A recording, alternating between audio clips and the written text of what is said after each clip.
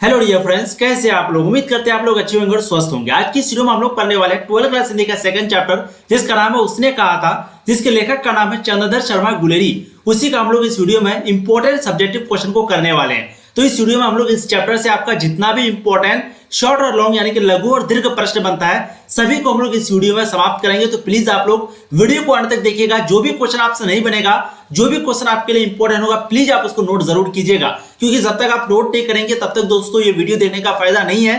आप एक दिन, 2 दिन या फिर 1 महीने के अंदर में इन सभी प्रश्नों को भूल जाएंगे। तो प्लीज आप लोग वीडियो को रोक करके प्लीज सभी क्वेश्चन को नोट जरूर कीजिएगा, ठीक है। तो चलिए शुरू करते हैं। सबसे पहला प्रश्न जो है आपका यही बनता है कि उसने कहा था जो है क्या है, वो एक कहानी है। ध्यान रखिएगा, उसने कहा था जो है एक कहानी है और उसने कहा था जो है वो चंद्रधर शर्मा गुलेरी के द्वारा लिखा गया है, ठीक है। ये दोनों चीज आपको ध्यान रखना है। चलिए सबसे पहला प्रश्न आपको यही पूछा जाएगा, उसने कहा था जो कहानी है उसके सारांश को लिखें। तो देखिए सारांश का मतलब क्या होता है, बेसिकली कि पूरे चैप्टर से आपने क्या समझा या फिर इस चैप्टर में क्या कहानी है, उसी को बस शॉर्ट में लिखना है। तो मैं तो आपको कई बार बता चुका हूं कि इसमें जो है मुख्य रूप से 2 किरदार होता है। एक का नाम होता है लहना सिंह, जैसे कि आप सबको पता है, और एक का नाम होता है सूबेदारनी जी।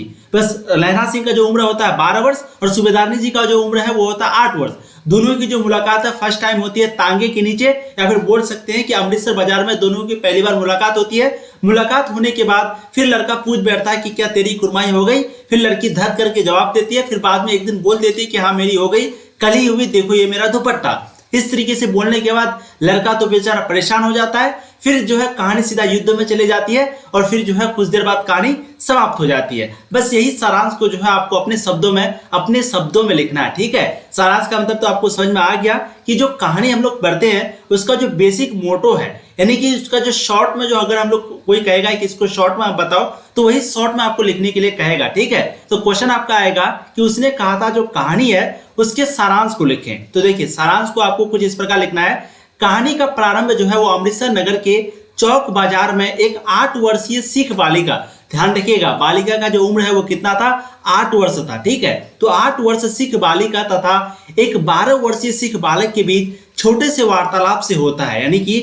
आपको ये कहा जा रहा है कि जो बाजार में जो वार्तालाप शुरू होती है, कहां पर, वो अमृतसर बाजार में। एक लड़की जिसका उम्र है 8 वर्ष, एक लड़का जिसका उम्र है 12 वर्ष, ये दोनों का जो वार्तालाप है, जो कन्वर्सेशन है, वो एक बाजार से शुरू होती है, ठीक है।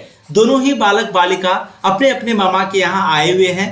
बालिका व बालक दोनों सामान खरीदने बाजार आए थे, और ये दोनों जो बालक बालिका है वो कहाँ पर आए हुए हैं, अपने मामा के वहाँ। जैसे कि आप लोग अपने नानी के वहाँ जाते हैं, मामा के वहाँ जाते हैं एकदम मेहमानी वगैरह खाने के लिए, तो सेम ये दोनों भी जो है अपने मामा के वहाँ आए हुए हैं, ठीक है। ये बालक भी और बालिका भी। प्लीज मैं आपको तोड़ तोड़ के एक एक लाइन को समझाऊंगा, तो प्लीज मैं आप लोगों से रिक्वेस्ट करता हूं वीडियो को ध्यान से देखिएगा, आपको पूरे क्वेश्चन आंसर जो है याद हो जाएगा, बिल्कुल एकदम दिमाग में आपका बैठ जाएगा। बस आप वीडियो को ध्यान से देखिए, ठीक है। तो चलिए, तो अमृतसर बाजार में जो है दोनों की मुलाकात होती है। दोनों ही बालक बालिका जो है अपने मामा के वहां आए हुए थे, और बालिका व बालक दोनों सामान खरीदने के लिए बाजार में आते हैं। बालक मुस्कुराकर बालिका से पूछता है कि क्या तेरी कुर्माई हो गई, यानी कि कुर्माई का मतलब सगाई, सगाई का मतलब मंगनी। तो क्या तेरी मंगनी हो गई। इस पर बालिका जो है कुछ आंखें चढ़ाकर धत कहकर जवाब देती है। क्या कहकर, धत कहकर। प्रश्न आपको पूछा जाएगा कि जब बार बार जो लहना सिंह पूछते थे, लहना सिंह किसका नाम है, लड़का का नाम, तो लहना सिंह बार बार पूछते थे कि तेरी कुर्माई हो गई, तो लड़की क्या कह के जवाब देती थी, तो धत कहकर जवाब देती थी। क्या कहकर, धत कहकर, ठीक है। और धत कहकर जवाब देने के बाद वो दौड़ जाती थी और लड़का मुंह देखता रह जाता था, ठीक है। और लड़का जो है वो मुंह देखता रह जाता था। ये दोनों बालक बालिका दूसरे तीसरे दिन एक दूसरे से कभी किसी दुकान पर कभी टकरा जाते थे, और वही प्रश्न और वही उत्तर। एक दिन ऐसा हुआ कि बालक ने वही प्रश्न पूछा, यानी कि क्या तेरी कुर्माई हो गई।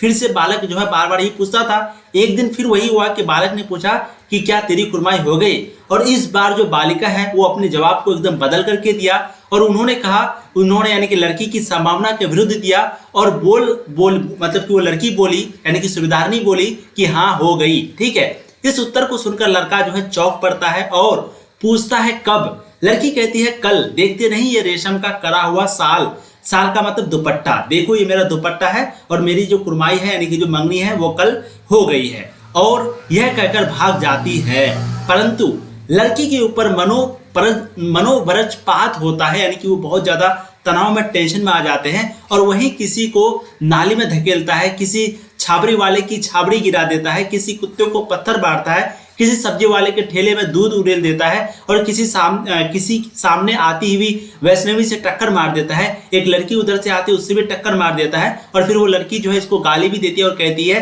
कि क्या तुम अंधा हो गए हो।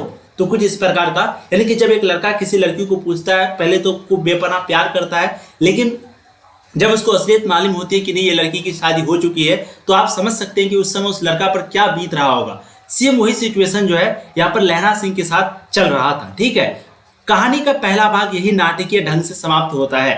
कहानी जो है टोटल 5 भागों में बांटा हुआ है, तो जिसमें से जो पहला भाग है उसमें सेम टू सेम यही कहानी है नाटकीय रूप से, यानी कि बहुत ही मजेदार इंटरेस्टिंग कहानी है। ठीक है, इस बालक का नाम था लहना सिंह और बालिका बाद में सूबेदारनी के रूप से हमारे सामने आती है। इस घटना के 25 वर्ष के बाद कहानी का दूसरा भाग शुरू होता है और कहानी का टोटल 5 भाग में है, तो पहला भाग जो है यहीं पे समाप्त हो जाता है और जस्ट इसके 25 वर्ष के बाद में कहानी का दूसरा भाग शुरू होता है और ये सीधा एकदम युद्ध में जाकर के रुकता है। ठीक है, और लहना सिंह युवा हो गया और जर्मनी के विरुद्ध लड़ाई में लड़ने वाले सैनिकों में भर्ती हो गया। अब वह 77 राइफल्स में जमादार है। एक बार वह 7 दिन की छुट्टी लेकर अपने जमीन के किसी मुकदमे की पैरवी करने घर आया था। कौन?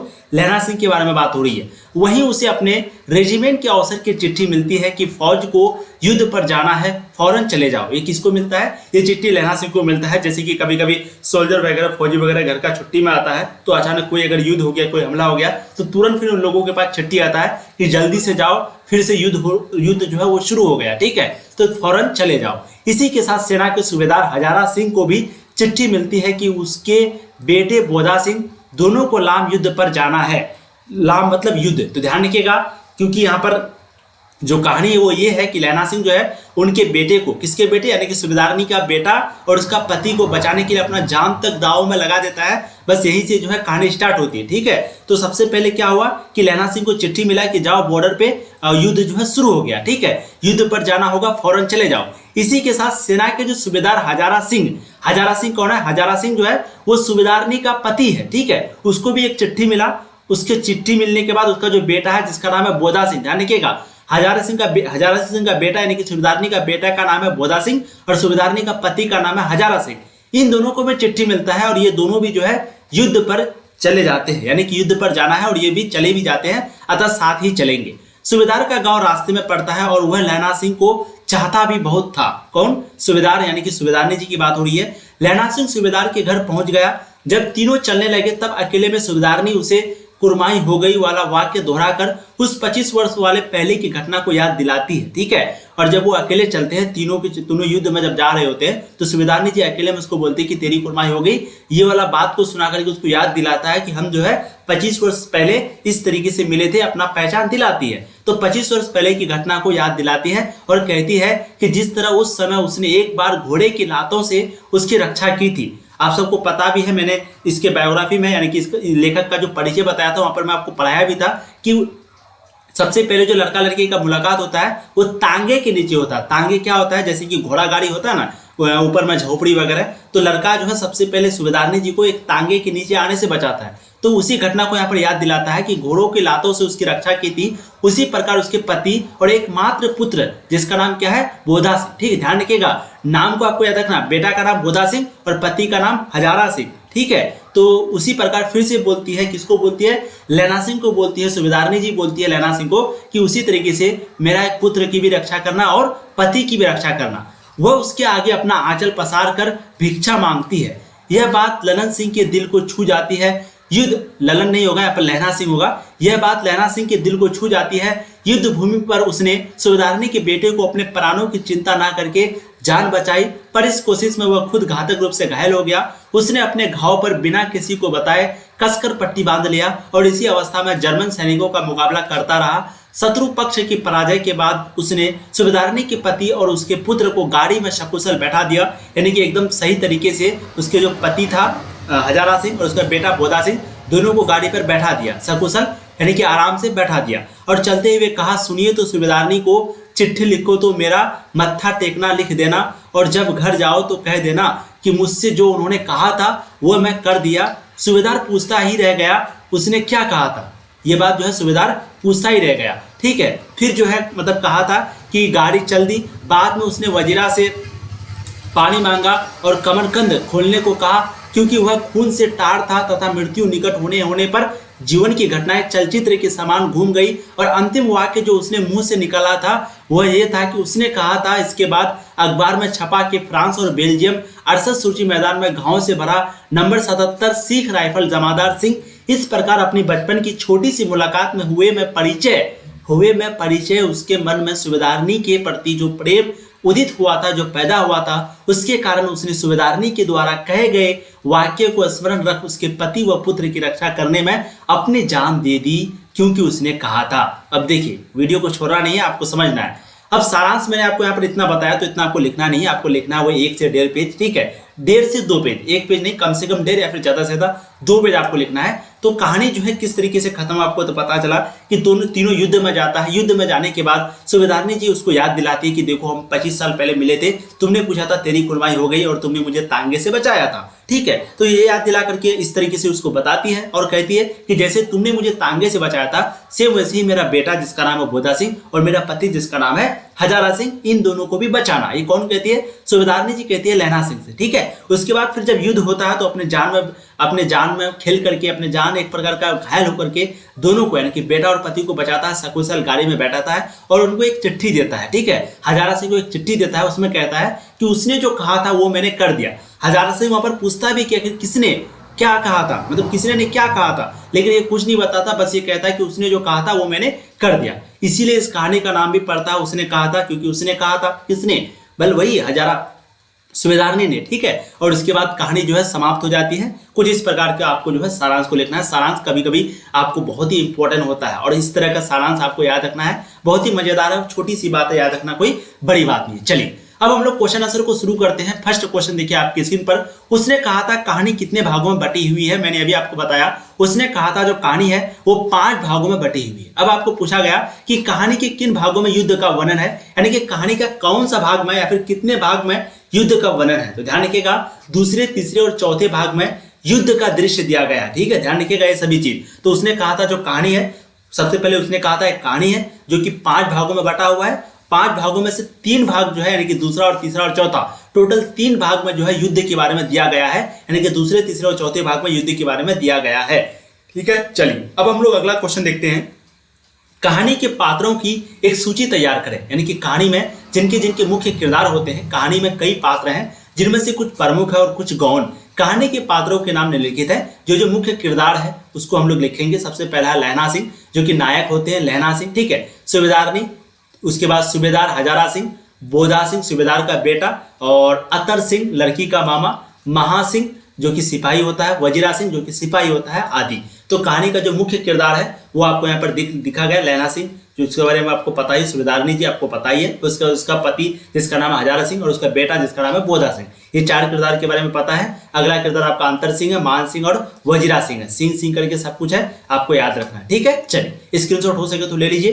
पहला जो सारांश था वो बहुत ही इंपॉर्टेंट था। दूसरा क्वेश्चन भी आपका इंपॉर्टेंट था, उसने कहा था कहानी कितने भागों में। तीसरा भी, ये भी क्वेश्चन आपका इंपॉर्टेंट है। चलिए अब अगला प्रश्न देखिए, लहना सिंह का परिचय अपने शब्दों में दे, यानी कि लहना सिंह के बारे में आपको परिचय पूछा जा रहा है, वो भी अपने शब्दों में, यानी कि खुद के लैंग्वेज में आपको देना है, ठीक है। देखिए लहना सिंह जो है वो एक वीर सिपाही है। लहना सिंह क्या है? एक वीर सिपाही है। वो, उसने कहा था कहानी का प्रमुख पात्र तथा नायक है। लेखक ने कहानी में उसके चरित्र को पूरी तरह उभारा है। कहानी में उसके चरित्र की निम्नलिखित व्यवस्था उभर कर सामने आई है। तो यहाँ पर क्या कहा जा रहा है? लहना सिंह के बारे में कहा जा रहा है कि वो जो है कहानी का प्रमुख पात्र है और नायक भी है, और लेखक जो है उसके चरित्र को पूरी तरीके से इस कहानी में यहाँ पर लिखा है, ठीक है। चलिए अब कहानी का नायक को समझते हैं। कहानी का जो नायक है वो नायक क्या होता है? देखिए कहानी का समस्त घटनाक्रम लहना सिंह के आसपास घटता है, यानी कि इस कहानी में जितना भी घटनाक्रम होता है वो सभी किसके आसपास? लहना सिंह के आसपास घटता है, जिससे यह स्पष्ट होता है कि वह कहानी का प्रमुख पात्र तथा नायक है। और इससे यह स्पष्ट होता है, बिल्कुल प्रूफ होता है कि ये कहानी का जो है मेन रोल है, मेन अदाकारा है, या फिर बोल सकते हैं कि कहानी का हीरो जो है वो यही है, लहना सिंह है, ठीक है। सच्चा प्रेमी क्या हो गया? तो लहना सिंह एक सच्चा प्रेमी है। बचपन में उसके हृदय भावना ने जन्म लिया था जो प्रेम था। यद्यपि उसे अपना प्रेम ना मिल सका, लेकिन फिर भी उसने सच्चाई से उसे अपने हृदय में बसा रखा था। तो सच्चा प्रेमी हो गया, क्योंकि बचपन में 12 साल की जब उम्र में थे, 8 साल की सूबेदारनी जी थे, दोनों के बीच प्यार हुआ था, तेरी कुर्बानी वगैरह पूछा था, लेकिन 25 साल के बाद भी उसको ये बात याद रहा, एकदम प्यार को जो है जिंदा रखा, और फिर देखिए उन लोगों के लिए ही अपना जान को दे दिया, ठीक है। तो लेकिन फिर भी उसने सच्चाई से अपना हृदय में बसा रखा था। अब बहादुर तथा निडर, लहना सिंह बहादुर तथा निडर भी था। देखिए, लहना सिंह बहादुर तथा निडर व्यक्तित्व का स्वामी है, तभी तो बैठे रहने से बेहतर युद्ध समझता था, और तभी इसीलिए वो जो है वो बैठे रहने से बेहतर क्या समझता था, युद्ध को समझता था। वचन पालन, यानी कि कोई भी वचन, कोई भी वादा करते थे, इसको पालन बहुत अच्छे से करते थे। तो सूबेदारनी लहना सिंह से अपने पति और बेटे के प्राणों की रक्षा करने की बात कही थी, लेकिन लहना सिंह ने उसे एक वचन की तरह निभाया और इसके लिए अपने प्राण निछावर कर दिया। तो चीज़ आपको समझ में आ गई कि लहना सिंह का परिचय अपने शब्दों में कुछ इस प्रकार आपको देना ही है कि सच्चा प्रेमी था, वो बहादुर और निडर था, वचन पालन था, और क्या क्या कैसे कैसे वचन किया, कैसे कैसे सूबेदारनी जी के साथ बिल्कुल वचन किया कि मैं आपका बेटा और पति को बचाऊंगा, बचाया भी। ठीक है, तो इस तरीके से जो है आपको पॉइंट टू पॉइंट लहना सिंह का परिचय अपने शब्दों में देना है। चलिए अब देखते हैं अगला प्रश्न, क्वेश्चन नंबर 4 आपका, पाठ से लहना और सूबेदारनी के संवादों को एकत्रित करें। यानी कि पूछा जा रहा है कि पाठ में, यानी कि जो कहानी है उसमें लहना सिंह और सूबेदारनी के बीच की जो बातें हुई है उसको यहाँ पर आपको लिखना है। ठीक है, ध्यान से देखिएगा, यहाँ पर पूछा गया प्रश्न आपको, पाठ में लहना सिंह और सूबेदारनी के बीच कुछ संवाद जो कि निम्नलिखित है। सबसे पहले बचपन का संवाद देखिए, तेरा घर कहाँ है, मगरे में, और तेरा मांझे में यहाँ कहाँ रहती है। तो सबसे पहले तेरा घर कहाँ है, किसने पूछा, ये लहना सिंह ने पूछा। ठीक है, मतलब कि कहाँ रहती है ये पूछा आपका लहना सिंह ने। तो लड़की ने जवाब दिया मगरे में, और तेरा, फिर लड़की पूछती है इसको, किसको, लहना सिंह को, कि तेरा। तो लड़का बोलता है कि मांझे में, यहाँ कहाँ रहती है। फिर लड़का मतलब कि पूछता है उसी को, किसको, लहना सिंह को। पहले तो जवाब देता है कि मांझे में, फिर वो पूछ बैठता है उसी में कि यहाँ कहाँ रहती है। तब उत्तर देता है उत्तर सिंह की बैठक में, वो मेरे मामा होते हैं। ठीक है, मैं भी मामा के यहाँ हूँ, उनका घर गुरु बाजार में है। और लहना सिंह भी बोलता है कि मैं भी मामा के यहाँ ही आया हूँ, और वो लड़की भी पहले बोलती है कि मैं भी मामा के यहाँ आया हूँ। ठीक है, चलिए अब इतने में दुकानदार, पहले तो तेरा घर कहाँ है, बचपन का संवाद। अब दुकानदार, लड़के ने मुस्कुराकर पूछा, यानी कि दुकानदार जो है इतने में बोलने लगा, दुकान में सौदा वगैरह लेने के लिए जो आया था, फिर बोलने लगा कि जाओ अब आप लोग जाओ। ठीक है, उसके बाद फिर लड़के ने मुस्कुराकर पूछा, किससे, सूबेदारनी से पूछा कि क्या तेरी कुर्बानी हो गई। इस पर लड़की कुछ आंख चढ़ाकर धत का जवाब दिया। क्या कहकर जवाब दिया, धत कहकर, और वो दौड़ गया। ठीक है, अब सूबेदार के घर का संवाद देखिए, मुझे पहचाना, यानी कि सूबेदार का जो घर था उस समय जो सूबेदारनी जी थी वो किसको बोल रहा था, ये बात लहना सिंह को बोल रहा था कि मुझे पहचाना। तो लहना सिंह क्या बोलता है, नहीं, तेरी कुर्बानी हो गई, धत कल हो गई। फिर ये कौन बोलती है, ये बोलती है सूबेदारनी कि तेरी कुर्बानी हो गई, धत कल हो गई। इस तरीके से उसको याद दिलाती है। ठीक है, फिर सूबेदारनी कह रही है, मैंने तेरे को आते ही पहचान लिया, तुम्हारे आगे मैं आंचल परसती हूँ। और वो फिर कहती है कि मैं तेरे को आते ही पहचान लिया, अब तुम जो है मेरा बेटा पति वगैरह का रक्षा करना, और तुम्हारे आगे इसी बात के लिए आंचल परसती हूँ। ठीक है, कुछ इस प्रकार का उससे जो है रिक्वेस्ट करती है, एक प्रकार का उससे, किससे, लहना सिंह से। कौन, सूबेदारनी। ठीक है, चलिए तो इस प्रकार का आपको कन्वर्सेशन थोड़ा बहुत जो है लिख देना है ताकि आपको नंबर मिल जाए। ध्यान रखिएगा, अगर आपको लॉन्ग क्वेश्चन पूछे तो आपको कम से कम 2 पेज में लिखना है। ठीक है, और वहीं पे अगर शॉर्ट क्वेश्चन पूछे तो कम से कम आपको आधा पेज में जरूर लिखना, आधा पेज में 1/2, यानी कि आधा पेज में आपको जरूर लिखना है। चलिए अब अगला प्रश्न आपका है क्वेश्चन नंबर 5, कल देखते नहीं या रेशम से गढ़ा हुआ साल, वह सुनते ही लहना की क्या प्रतिक्रिया हुई। ध्यान रखिएगा, एक चीज आप लोग को बता देते हैं, अगर किसी को भी PDF चाहिए तो आपको जो है इस नंबर पे, यानी कि 7667, ध्यान रखिएगा 7667532320, इस नंबर पे आपको कांटेक्ट करना है। आपको जो भी PDF चाहिए, जो भी सब्जेक्ट का, history, geography, political, Hindi, English या फिर इकोनॉमिक्स, कोई भी सब्जेक्ट अगर आपको PDF चाहिए तो मिल जाएगा। ठीक है, आप इस नंबर पे जरूर कांटेक्ट करें। कुछ प्राइस आपको लगेगा लेकिन आपको PDF 100% मिल जाएगा। चलिए तो प्रश्न है आपका, कल देखते नहीं या रेशम से गढ़ा हुआ साल, वह सुनते ही लहना की क्या प्रतिक्रिया हुई। यानी कि जब ये लहना सिंह सुना कि कल देखते नहीं या रेशम से गढ़ा हुआ साल, यानी कि जब इसने, यानी कि लहना सिंह ने कहा था सूबेदारनी से कि तेरी कुर्बानी हो गई, तो लड़की क्या बोली, एक समय परेशान होकर के बोली कि हाँ हो गई, देखो ये मेरा दुपट्टा। ठीक है, तो ये सुनकर के लहना सिंह को क्या हुआ, कौन सी प्रतिक्रिया हुई, उसके अंदर में कौन सा रिएक्शन हुआ, उसी को देखिए। कल देखते नहीं ये रेशम से गढ़ा हुआ साल, सुनते ही लहना सिंह को काफी गुस्सा आया, साथ ही वह अपने सूद बुद्ध खो बैठा, वो अपना होशो हवास पूरा खो बैठा। इसलिए वो घर वापस आते समय एक लड़के को नाली में धकेल दिया, एक खोमचे वाले के खोमचे से बिखेर दिए, एक कुत्ते को पत्थर मार दिया, और सब्जी वाले के दूध को उड़ेल दिया।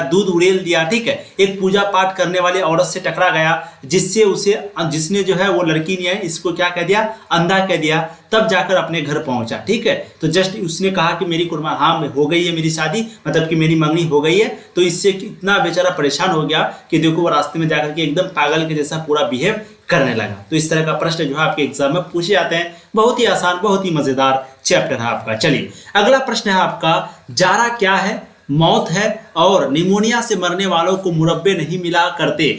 वजीरा सिंह ने इस कथन का क्या आशय है? यानी कि ये कहा था कि जारा क्या है? मौत है और निमोनिया से मरने वालों को मुरब्बे नहीं मिला करते।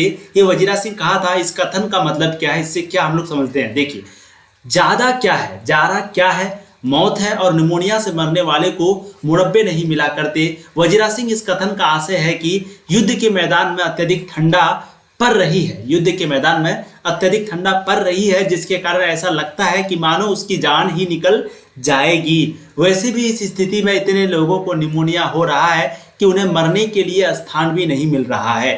चीजें ये है, यानी कि इससे यही आशा है कि जारा क्या है? ठंड है, मतलब कि ठंड जो है इतनी पड़ रही है जिसके कारण ऐसा लगता है कि उसकी जान जो है निकल जाएगी। और वैसे भी इस स्थिति में निमोनिया जो है वो काफी ज्यादा फैली हुई है, जिससे मरने के लिए स्थान भी नहीं मिल रहा है। तो समझिए, मरने के लिए स्थान नहीं मिल रहा है, बहुत बड़ी बात कहा है। किसने कहा है? वजीरा सिंह ने कहा है। चलिए अगला प्रश्न देखिए, क्वेश्चन नंबर 7। कहती है तुम राजा हो, मेरे मुल्क को बचाने आए हो। वजीरा की इस कथन में किसकी ओर संकेत है? ये कौन कहता है? वजीरा कहता है कि तुम राजा हो, मेरे मुल्क को बचाने आए हो। इस कथन का आशय क्या है? तो कहती है तुम राजा हो, मेरे को बचाने आए हो। वजीरा के इस कथन में फ्रांस की मेम और संकेत है। फ्रांस की जो मेम है उसी की ओर ये चीज, ये कहानी, ये लाइन संकेत है, यानी कि सूचित करता है। लैला सिंह के गांव में आया तुर्की मौलवी क्या कहता है? यानी कि लैला सिंह के गांव में जो तुर्की का मौलवी आया था वो क्या कहता है? देखिए, लैला के गांव में आया तुर्की मौलवी कहता है कि जर्मनी वाले बड़े पंडित हैं, वेद पढ़ कर उसमें विमान चलाने की विद्या जान गए। यानी कि जर्मनी वाले इतने तेज हैं, इतने बड़े पंडित हैं कि वो वेद पढ़ करके उसने विमान चलाने की विद्या को पूरा जान लिया। मंडी में बनियों को बहकाता था कि डाक खाने से रुपया निकाल लो, सरकार का राज्य जाने वाला है। और ये जो है मंडी के बनियों को इस बात पर बहकाता था कि जल्दी रुपया निकाल लो बैंक से, सरकार का जो है राज जाने वाला है। ठीक है, तो लैला सिंह के गांव में आया तुर्की मौलवी जो है यही कहता था। ठीक है, चलिए अब देखिए अगला प्रश्न, क्वेश्चन 9। लैला सिंह का दायित्व बोध और उसकी बुद्धि दोनों ही स्पृहणीय है, इस कथन की पुष्टि करे। यानी कि उसका जो बोध है और उसका जो बुद्धि है वो दोनों ही क्या है? स्पृहणीय है। इस कथन की आपको पुष्टि करने के लिए यहाँ पर कहा जा रहा है। देखिए, लैला सिंह जो है एक सैनिक था, उसका कर्तव्य था रण क्षेत्र में लड़ना। साथ उसका यह भी कर्तव्य था कि वह हर समय सजग रहे, यानी कि अलर्ट रहे। युद्ध भूमि में सैनिक को बड़ा सावधान रहना चाहिए। साथ ही उसका यह भी कर्तव्य था कि वह बोधा सिंह और सूबेदार हजारा सिंह के प्राणों की रक्षा भी करे। ठीक है, क्योंकि सूबेदार ने आंचल पसार कर यही भीख मांगी थी और हम देखते हैं कि उसने अपने सभी कर्तव्यों को पालन किया है। वो बहादुर है और पूरा सजग है। यह उसकी ही सजगता थी कि लप्टन साहब को उसने पहचान लिया। उसका दूसरा कर्तव्य था सूबेदार और बोधा सिंह की रक्षा। उस कसौटी पर वह खरा उतरता है, स्वयं जारा खाता है, बोधा को अपनी जर्सी दे देता है और उन दोनों को सुरक्षित खाई से भेज देता है। ठीक है, जर्सी का मतलब एक प्रकार का जो कुर्ता टाइप का होता है, जैसे कि आपने मूवी भी देखा होगा जर्सी, जो कि शाहिद कपूर का है। ठीक है, तो जर्सी का मतलब ये कुर्ता टाइप का, तो वो जो है अपना जो जर्सी है वो किसको दे देता है? बोधा सिंह, जो कि कौन होता है? सूबेदारनी का बेटा। ठीक है, उसको दे देता है और युद्ध में इतने बड़े ठंड में जो है वो लड़ाई करता है, सुरक्षित खाई से भेज देता है। वो बुद्धिमान और विलक्षण समझ बूझ वाला व्यक्ति है। उसकी खाई में लप्टन साहब के भेष में एक जर्मन अफसर आ जाता है। यहाँ उसकी समझ बूझ विलक्षण हो जाती है और वह उसको बड़े कायदे से पहचान लेता है। वजीरा सिंह को पीछे के दरवाजे से भेजता है, सूबेदार को सावधान कर फिर बनावटी लप्टन साहब की खबर लेता है। उसके कथन बड़े बुद्धिमत्तापूर्ण है। इस प्रकार उसमें ये दोनों विषमताएं अपने चरम पर है, उत्तरदायित्व बोध और बुद्धिमित्ता। ठीक है, उत्तरदायित्व बोध भी और बुद्धिमित्ता भी। तो ध्यान रखिएगा, ये प्रश्न आपको पूछा जा सकता है कि लैला सिंह का जो दायित्व बोध और उसकी जो बुद्धि है दोनों की स्मरणीय है, इस कथन की पुष्टि करें। चलिए अब देखिए अगला प्रश्न, क्वेश्चन आपको हो जाएगा 10, बहुत ही इंपॉर्टेंट है। क्वेश्चन क्या है? प्रसंग एवं अभिप्राय बताइए। प्रसंग और अभिप्राय आपको बताने के लिए कह रहा है कि मृत्यु के कुछ समय पहले स्मृति बहुत साफ हो जाती है, सारी घटनाएं एक एक करके सामने आती है, सारे दृश्यों के रंग साफ होते हैं, समय की धुंध बिल्कुल उन पर से हट जाती है। ये आपको पूछा जा रहा है। देखिए, ये पंक्तियां उस समय की है जब उसने कहा था कहानी में लैला सिंह घायल होकर बोधा सिंह को अस्पताल भेज देता है। ठीक है। बोधा सिंह जो कि सुबेदार का बेटा होता है, तो वो खुद घायल होकर के बोधा सिंह को जो है कहाँ पर भेजता है, अस्पताल भेज देता है, स्वयं नहीं जाता और खुद नहीं जाता। फिर वह वजीरा से पानी मांगता है। उस समय उसकी चेतना में उसका अतीत उभर आता है। व्याख्या यह एक मनोवैज्ञानिक मान्यता है कि मृत्यु से पहले व्यक्ति का चित्त पुरानी स्मृतियां में उलझ जाता है और उनमें से वह स्मृति जो उसके जीवन की सबसे महत्वपूर्ण स्मृति होती है उसकी चेतना में उभर आती है। साथ ही उससे संबंधित अन्य छोटी मोटी स्मृतियां भी उसके सामने एक एक करके आती चली जाती है। साथ ही वे घटनाएं अपने पूरे रंग के साथ उभर आती है। अब तक जो कि सुप्त पड़ी हुई थी अथवा उन पर धुंध चढ़ गई थी वह भी साफ हो जाती है। लैला की भी मृत्यु में एक बालिका से भेंट और सुबेदारनी का आंचल फैलाना अब साफ साफ आ रहा था। यही उसके जीवन का मानविक प्रसंग था। ठीक है, तो चीज़ें आपको समझ में आ गई। चलिए अब देखिए अगला प्रश्न क्वेश्चन आपको देगा 11 जो कि लास्ट क्वेश्चन है, तो ध्यान से देखिएगा, मर्म स्पष्ट कीजिए। देखिए, अब के हार में यह आम खूब फलेगा। ध्यान रखिएगा, ये आपका लास्ट क्वेश्चन है, तो वीडियो को आपको छोड़ना नहीं है। ठीक है, अब के हार में यह आम खूब फलेगा। चाचा भतीजा दोनों वहीं बैठकर आम खाना। जितना बड़ा भतीजा उतना ही यह आम है। जिस महीने उसका जन्म हुआ था उसी महीने इसे लगाया था।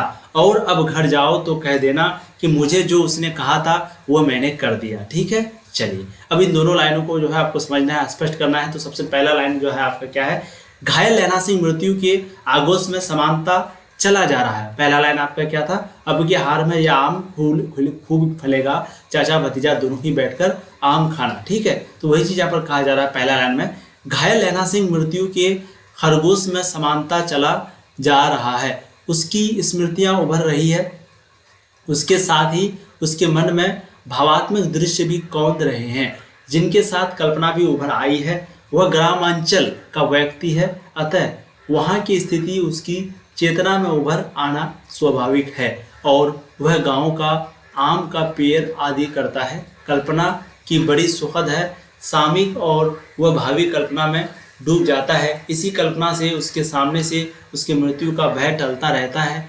वह यह कल्पना करता है कि वह जिएगा, मृत्यु पर भी विजय का मतलब कि विजय पाएगा और सुखी जीवन भी जिएगा। यह उसकी जिजीविषा है। ठीक है, तो यहाँ पर पहला जो लाइन था उसको मैंने समझा, क्वेश्चन उतना इंपॉर्टेंट नहीं है, बस आप एक बार देख लीजिए। चलिए अगला लाइन आपका ये था कि अब घर जाओ तो कह देना कि मुझे जो वो कहा था उसने मैंने कर दिया, यानी कि उसने जो कहा था वो मैंने कर दिया। ये बात किसको कह रहा है, हजारा सिंह को कह रहा है। लैला सिंह हजारा सिंह को कह रहा है कहने के लिए। ठीक है, तो देखिए उसी पंक्ति का लाइन, प्रस्तुत पंक्तियां उस समय का चित्रण करती है जब युद्ध में लैला सिंह को शत्रु की गोलियां लग जाती है। लैला सिंह को जब दुश्मन की गोली लग जाती है उसी समय का ये पंक्ति है।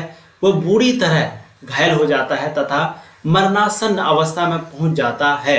अपना अंतिम समय निकट जानकर वह वजीरा से कहता है कि जब वह घर जाए तो सुबेदारनी से कहें कि उसने लैला सिंह को जो करने के लिए कहा था वह काम लैला सिंह ने पूरा कर दिया, अर्थात उसने अपने जीवन का त्याग कर उसके पति वजीरा सिंह व उसके पुत्र बोधा सिंह के प्राणों की रक्षा की है। इस प्रकार उसने सुबेदारनी को दिया हुआ जो अपना वचन है वो पूरा करता है। ठीक है, तो कहानी देखिए बहुत मजेदार है, घुमा घुमा करके वही सब चीज आपका बार बार आया। हमने टोटल 11 क्वेश्चन आपको करवाया, उसके साथ आपको पार्ट का सारांश बताया। अगर आप लोगों ने इस पूरी वीडियो को अभी तक देखा है तो इसका मतलब है कि आपकी जो तैयारी वो बहुत अच्छी है और आप बहुत मेहनती स्टूडेंट है। और मैं आपको गारंटी देता हूँ एक भी सब्जेक्टिव क्वेश्चन जो है इस वीडियो में जितना भी करवाए हैं इससे बाहर नहीं जाएगा। ठीक है, और फिर इसके बाद ऑब्जेक्टिव क्वेश्चन भी आएगा, बिल्कुल आप लोग मत घबराइए, या पहले भी आ जाएगा। और इससे पहले हम लोगों ने लेखक का परिचय को जो है बहुत अच्छे से पढ़ाया है, तो उसको भी आप लोग एक बार जरूर जाकर के देखिएगा। ठीक है, ऐसे ही आप लोग पढ़ाई करते रहिए। All the very best. और हाँ, किसी को भी पीडीएफ चाहिए तो आपको बहुत ही कम प्राइस में